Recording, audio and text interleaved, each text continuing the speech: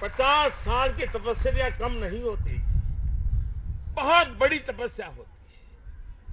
और एकाध घटना यानी 365 दिन आंखें खुली रख करके, दिमाग को चौकन्ना रखते हुए, हाथ पैर शरीर को 8-8 9-9 घंटे तक बराबर तैयार रख करके सैकड़ों दुर्घटनाओं से, भयानक घटनाओं से देश को बचाया हो, और एकांत ऐसी घटना हो जाए सारी तपस्या को पानी में मिला दे, ऐसे कठिन प्रेशर में आप लोगों को काम करना पड़ा है, असामान्य काम है।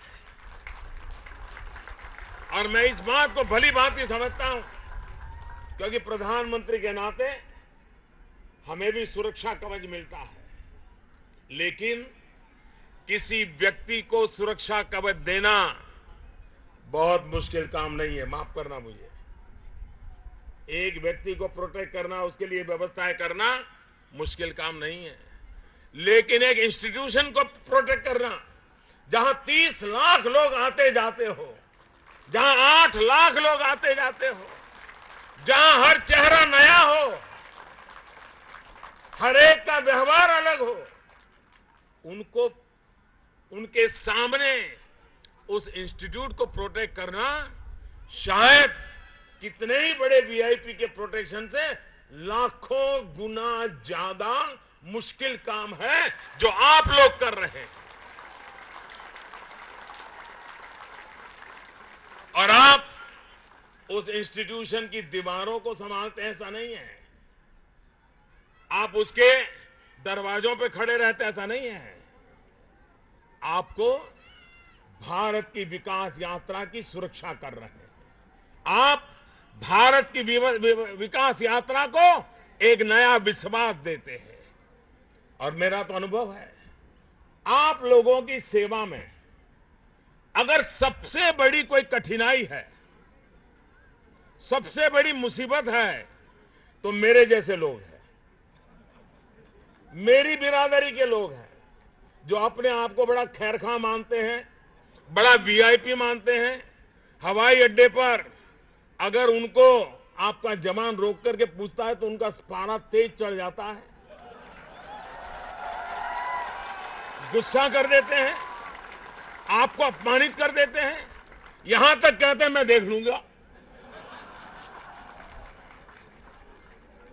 आप हाथ पैर जोड़कर उसको समझाते हो, साहब मेरी ड्यूटी है, लेकिन उसका तो पता नहीं, वो ऐसा वीआईपी कल्चर होता है। मैं एक घटना सुनाता हूं आपको। मैं पार्टी का काम करता था, तो पूरे देश में मैं भ्रमण करता था, लगातार दौरा रहता था। एक बार हमारे एक सीनियर नेता भी मेरे साथ थे। अब हमारे देश में कुछ एयरपोर्ट ऐसे हैं जहां पर सिक्योरिटी की वजह से डबल चेक होता है। श्रीनगर है, किसी जमाने में गुवाहाटी हुआ करता था, आजकल है कि नहीं मुझे मालूम नहीं है।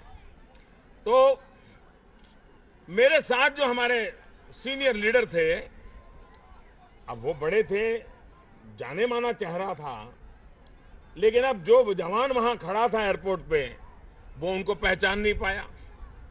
तो उसने उसको रोका, रोक करके उनका जैसा उनका ड्रिल होती है, वो ड्रिल के अनुसार चेक करने लगे। जैसे वो चेक करता था, इनका पारा गर्म हो रहा था। अंदर सीट पर बैठने के बाद भी वो पारा कम नहीं हुआ। मेरे से भी बात नहीं कर रहे थे। मैं देख रहा था क्या साइकोलॉजी है इनकी। जब अगले जगह पे हमको आ जाना था, तो मैंने कहा आप आगे मत जाइए, मेरे पीछे चलिए, पहले मैं चेकिंग करवाता हूं। और मैंने क्या किया, वहां गया और आपका जवान खड़ा था, वहां हाथ ऊपर करके खड़ा हो गया, और मैंने कहा अरे भाई चलो जल्दी आरती उतारो। तो उसने कहा मैं तो आपको पहचानता हूं। मैंने कहा पहचानते हो तो भी आरती नहीं उतारोगे तो जाऊंगा नहीं। आप वो मेटल डिटेक्टर से घुमाते हो ना। जब मैंने उनको कहा कि आप मन में क्यों लेते हो, चेक करो, आप ये सोचो को आपकी आरती उतार रहा है, गर्व कीजिए। ये सुरक्षा के जवानों को सहयोग दीजिए। ये वीआईपी कल्चर सुरक्षा के लिए सबसे बड़ा कभी कभी संकट पैदा हो जाता है। और इसलिए मैं आज इस जगह पे से ये कहने की हिम्मत करता हूं, क्योंकि मैं खुद डिसिप्लिन को फॉलो करने वाला इंसान रहा। पद मेरी डिसिप्लिन में कभी बीच में नहीं आता है, और ये हम सब नागरिकों का कर्तव्य होता है। इतना बड़ा आज आप 1.5 लाख है, 15 लाख भी हो जाए तो भी अगर नागरिक डिसिप्लिन में नहीं रहता है, नागरिक सहयोग नहीं करता है, तो आपका काम और मुश्किल हो जाता है। और इसलिए ये गोल्डन जुबिली ईयर में हम नागरिकों को कैसे प्रशिक्षित करें, नागरिकों को इतनी बड़ी व्यवस्था का महात्म्य कैसे समझाएं, ये मैं समझता हूं एक बहुत बड़ी आवश्यकता है। और इसलिए जब मैं परेड का निरीक्षण कर रहा था तो मेरे मन में कुछ विचार चल रहे थे कि आज आपके साथ क्या बातें करूं। तो एक विचार मेरे मन में आया कि एयरपोर्ट पर, मेट्रो स्टेशन पर हम एक डिजिटल म्यूजियम बनाएं, स्क्रीन पर लगातार चलता रहे कि सीआईएसएफ का जन्म कैसे हुआ, उसका विकास और विस्तार कैसे हुआ, वो किस प्रकार से सेवा कर रहा है,